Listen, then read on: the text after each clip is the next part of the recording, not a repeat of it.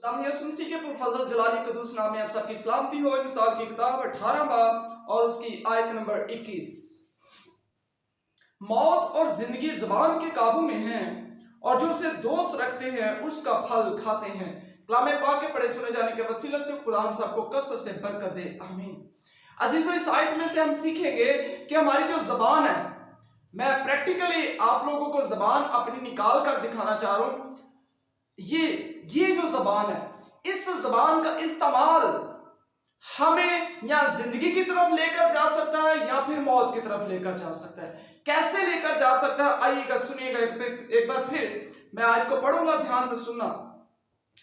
मौत और जिंदगी ज़ुबान के काबू में है, यानी कि इस ज़बान का जब हम इस्तेमाल करते हैं, इस ज़बान से हम सामने खड़े हुए शख्स के साथ जब बात करते हैं तो हमें पहले सोचना चाहिए, इस बात का ध्यान रखना चाहिए, ख्याल करना चाहिए, क्या मैं वाकया ही सच्ची बात कर रहा हूं?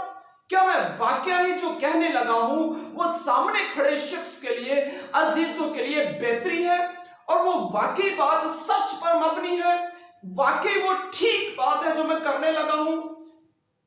क्योंकि लिखा है कि अगर हम इस ज़बान का इस्तेमाल गलत करेंगे तो फिर ये ज़बान हमें मौत की तरफ लेकर जाएगी। और अगर हम इस ज़बान का इस्तेमाल अच्छे अल्फाजों में ठीक इस्तेमाल करेंगे, कलाम पाक के मुताबिक इस्तेमाल करेंगे, खुदा के खौफ में रहते हुए ज़बान का इस्तेमाल करेंगे, तो ये ज़बान हमें जिंदगी की तरफ लेकर चली जाएगी, अबदी जिंदगी की तरफ, हमेशा की जिंदगी की तरफ, जो कलाम पाक के मुताबिक है, जो खुदा की मर्जी के मुताबिक है। इस ज़बान के कंट्रोल में जिंदगी भी है और मौत भी है। लिखा है मौत और जिंदगी ज़बान के काबू में है। कितनी बड़ी बात है। हम किसी अपने दोस्त से, अपने भाइयों से, अपने अजीजों से, रिलेटिव से बात करते हुए में पहले सोचना चाहिए कि हम क्या कहने लगे हैं। एक खादम होते हैं, कलीसिया में जाते हैं, तो तब भी हमें बड़ा केयरफुल होने की जरूरत है। क्योंकि ज़बान के कंट्रोल में जिंदगी है और ज़बान के कंट्रोल में मौत है। और अगर तो हम अच्छा अपनी ज़बान का इस्तेमाल करेंगे तो फिर ये ज़बान हमें जिंदगी की तरफ लेकर जाएगी। यानी कि अपनी ज़बान से झूठ ना बोले, अपनी ज़बान से गाली ना दे, अपनी ज़बान से कोई ऐसी बात ना करें जो कलाम पाक के खिलाफ जाती है या किसी बात से किसी को ठेस पहुंच सकती है। आइए एक और आयत हम कलाम पाक में से देखते हैं और इस आयत को मजीद समझ जाएंगे।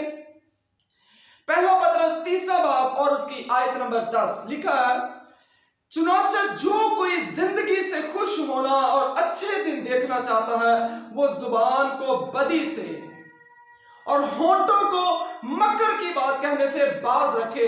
यानी कि अपनी ज़बान को हमने बदी से बचाना है। बदी क्या है? बदी गुनाह है, यानी कि वो गंदे और बुरे अल्फाज जो हमारी ज़बान से निकलते हैं। ज़बान से निकले अल्फाज हमें, बुरे अल्फाज, बदी के अल्फाज हमें मौत की तरफ लेकर जाते हैं।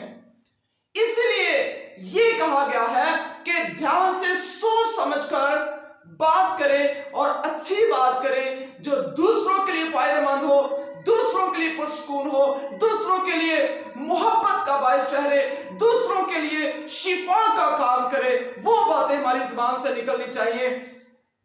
बुरी बातें, गंदी बातें, घिनौनी बातें, निकम्मी बातें हमारी ज़बान से नहीं निकलनी चाहिए।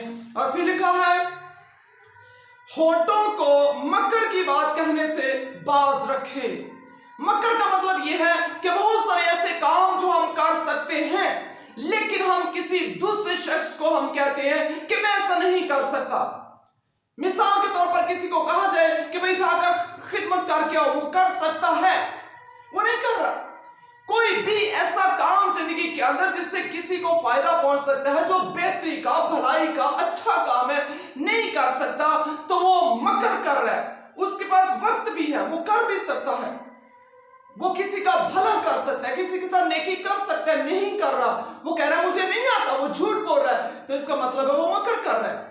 तो मकर अच्छी बात नहीं। कलाम पाक कहता है कि होंठों से मकर ना करो, अपनी जबान से बदी ना करो, अपनी जबान को बदी से बचा लो। जब आप लोग अपनी जबान का अच्छा इस्तेमाल करोगे तो यही जबान तुम्हें हमेशा की जिंदगी की तरफ लेकर चलेगी।